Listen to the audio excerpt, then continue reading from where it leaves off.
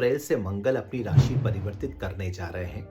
वे पुनः अपनी कर्क राशि में आ जाएंगे। कर्क राशि में वे नीच के होकर लगभग 1 महीना और 3 दिन यानी कि 6 मई 2025 तक गोचर करेंगे। विभिन्न राशि के जातकों को इस समय मंगल ग्रह का नीच का होकर ब्रह्मांड में गोचर करना मिश्रित फल प्रदान कर सकता है। यहाँ महत्वपूर्ण हो जाता है कि कोई भी ग्रह यदि अपनी नीच राशि में भी चल रहा हो तो उसकी दृष्टि हमेशा उच्च की होती है मित्रों।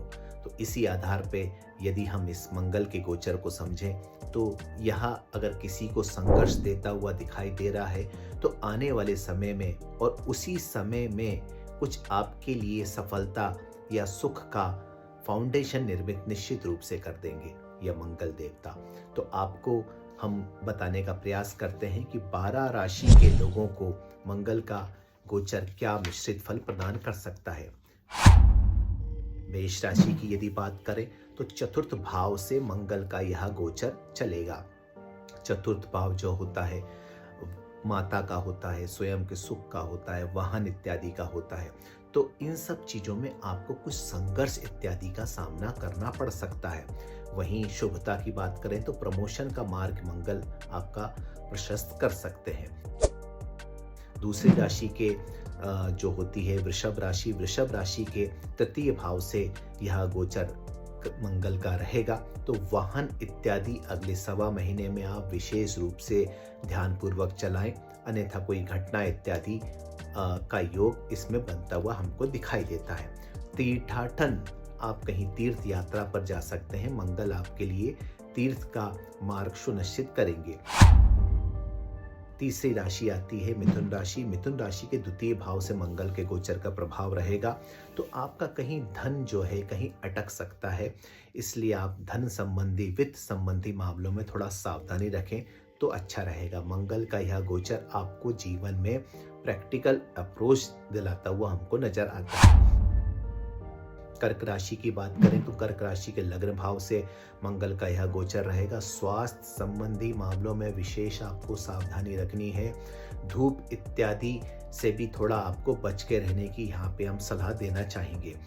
मंगल की शुभता की कर्क राशि के लिए बात की जाए तो ऐसे जातक जिनका विवाह नहीं हुआ है, मंगल का यह गोचर आपका विवाह करा सकता है। पार्टनरशिप इत्यादि में आपको लाभ कराता हुआ हमको दिख रहा है। सिंह राशि की बात कर ली जाए तो द्वादश भाव से मंगल का यह गोचर चलेगा। नेत्र पीड़ा में आपको सावधानी रखनी है। शुभता की यदि बात की जाए तो कहीं ना कहीं आपके ऊपर जो ये लोन इत्यादि की चीजें थी उस लोन की स्थिति को मंगल काफी हद तक दूर करता हुआ हमको दिखाई दे रहा है। आप भी अपनी तरफ से प्रयास करें तो निश्चित रूप से आपको लाभ होगा। अगली राशि आती है कन्या राशि के एकादश भाव से मंगल का यह गोचर चलेगा। पुराना कोई रोग आपका उभर सकता है, इसलिए आपको थोड़ा सावधानी रखनी चाहिए। संतान सुख आपको प्राप्त होता हुआ नजर आ रहा है। यदि पूर्व से संतान है तो उनका विकास में मंगल देवता आपके मदद करेंगे निश्चित रूप से। तुला राशि की बात करें तो दशम भाव से मंगल का नीच का गोचर चलेगा। अगले 1.25 महीने आपको उच्च अधिकारियों से वाद विवाद करने की आवश्यकता नहीं है, नहीं तो आपको इसका दूरगामी परिणाम शुभ नहीं होगा। इसके अलावा यह मंगल आपके लिए वाहन प्रॉपर्टी का मार्ग सुनिश्चित करता हुआ हमको दिखाई दे रहा है। वृश्चिक राशि की बात करें तो नवम भाव से मंगल का नीच राशि का गोचर चलेगा। तनाव इत्यादि की स्थितियां आपको हो सकती हैं। इसके अलावा शुभता की यदि हम बात करें तो आपको वृश्चिक राशि के जातकों को प्रभु कृपा का अनुभव हो सकता है। मित्रों, बहुत महत्वपूर्ण है। प्रभु तो प्रत्येक पल हर व्यक्ति के ऊपर अपनी कृपा की बरसात कर रहे हैं, लेकिन उसका अनुभव बहुत कम लोगों का हो पाता है। तो आपको इस गोचर में अनुभव होगा, और जब आप अनुभव करेंगे प्रभु की कृपा को तो निश्चित रूप से आप ईश्वर तत्व के प्रति कृतज्ञता ज्ञापित करेंगे, कृतज्ञ होंगे। अगली राशि धनु है। धनु राशि के अष्टम भाव से मंगल का प्रभाव रहेगा आपका। शीघ्रता किसी भी काम में ना करें, यही आपका लिए गुरु मंत्र हमारा रहेगा। धन आगमन मंगल देवता आपका विभिन्न मार्गों से सुनिश्चित कराएंगे तो आपको इस संबंध में प्रसन्न हो जाना चाहिए। अगली राशि होती है मकर राशि। मकर राशि के सप्तम भाव से मंगल का यह गोचर रहेगा। दाम्पत्य जीवन में आप विशेष सावधानी रखें।